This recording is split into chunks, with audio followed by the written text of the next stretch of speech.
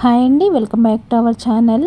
ఈరోజు ఈ వీడియోలో క్యారెట్ ఆనియన్ చట్నీ ఏ విధంగా చేసుకోవాలో చూపిస్తున్నాను. రోజు పల్లీ చట్నీ, అదేవిధంగా కొబ్బరి చట్నీ తిని బోరు కొట్టిన వాళ్ళు ఈ విధంగా ట్రై చేయండి. తప్పకుండా చాలా డిఫరెంట్గా టేస్ట్గా ఉంటుంది. ఫస్ట్ మిర్చి వేసుకోండి. శుభ్రంగా కడిగేసి దాన్ని మిడిల్లోకి కోసేసుకుని ఈ విధంగా మిర్చిని ఆయిల్ వేసుకుని వేపేసుకోండి. తర్వాత అందులోకి కొన్ని ధనియాలు, అదేవిధంగా కొంచెం జీలకర్రను కూడా యాడ్ చేసుకోండి. ఇవి బాగా కొంచెం ఫ్రై అయిన తర్వాత ఇందులోకి ఒక ఆనియన్, ఒక 2 క్యారెట్స్ కట్ చేసుకొని ఆ ముక్కలను కూడా ఇందులో వేసేసుకుని వేపేసుకోండి.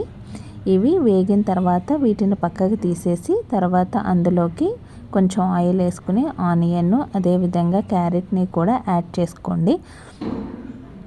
ఈ విధంగా కొంచెం వేపేసుకున్న తర్వాత ఇది కొంచెం ఫ్రై అవుతుంది. ఈ విధంగా ఫ్రై అయిన తర్వాత ఇందులోకి వెల్లుల్లిపాయలను కూడా వేసుకోండి.